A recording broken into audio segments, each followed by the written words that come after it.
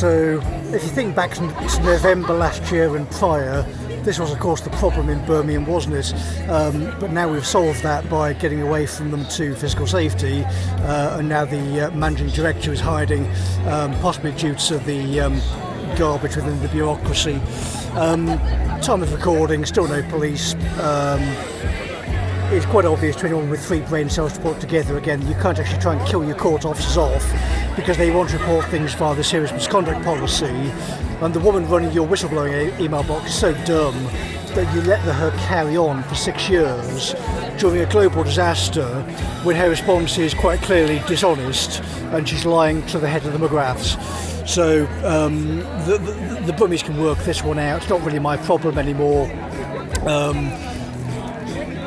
The diffusion of responsibility doesn't work. It's Argentieri who's the current problem causer, but their failure to fetch people from Sutton Nick is the really sinister bit.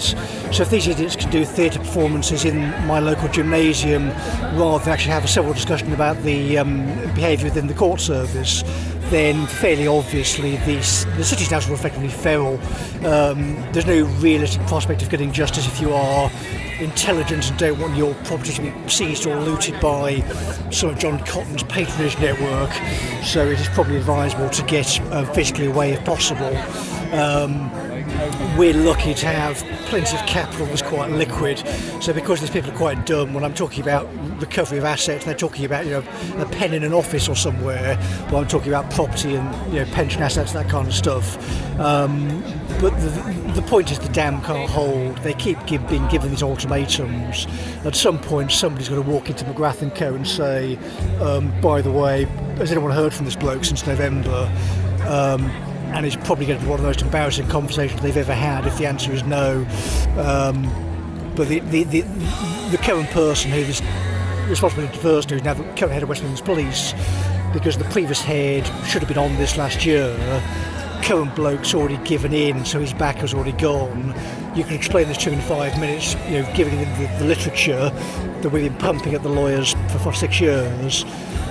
So John Cotton's gone, there's no more excuses. So if the Lib Dems want to run the city, fine.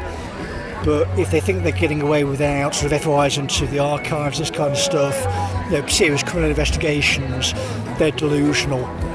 So again, the benefit of doing this is it doesn't matter what happens in Manchester and who wins. We now know that they've got, powers are coming. So given where we are, you can see why some of these people are playing these silly little games currently. But if there's a realistic prospect of a realistic prospect of a death penalty referendum, and they think it's looking like it could be a positive vote, it's just a question of how quick these little rats turn themselves in.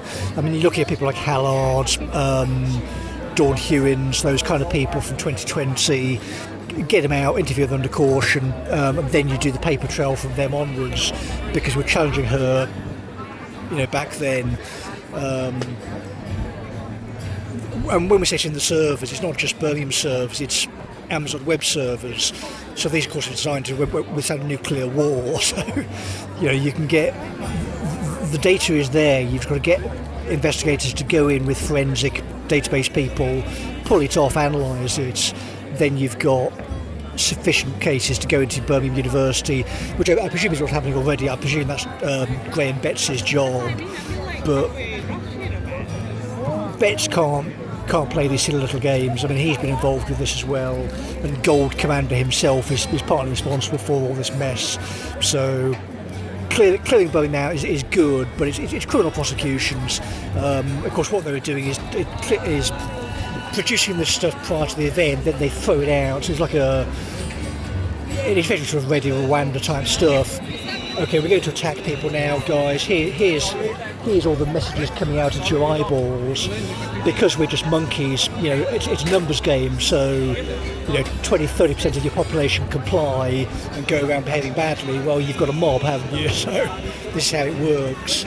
But you counter this by stopping them at the door. So you interview these people, obviously keep them out at the interview stage, and of course it's not exactly difficult to catch these people. The language game is not hard to predict at this point, so you can clear them out of public bodies because we've done it.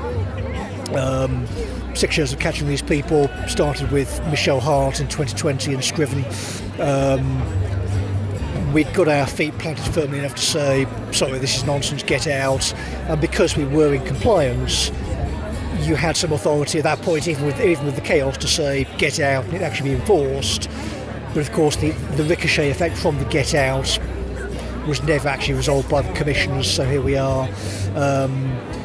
But the case for more commissioner powers doesn't need to be made by Andrew Mitchell, it's to be made by the core staff, because we can't legally do the job now. It's logically impossible because we can't have the security discussion. So if there's no law and order, you can't do enforcement. Basic civilisational stuff. And again, for the record, Birmingham is now apparently policed by Deborah Argentieri. So we're now 7:15 on a Saturday. There is your head of police, effectively. Unless this is contradicted by the sort of people we talk to normally, the prison service, family, I'm sure, we're quite well connected with West Midlands Serious Crime Squad, I assure you. But again, we're given a silly ultimatum, give it till midday Monday.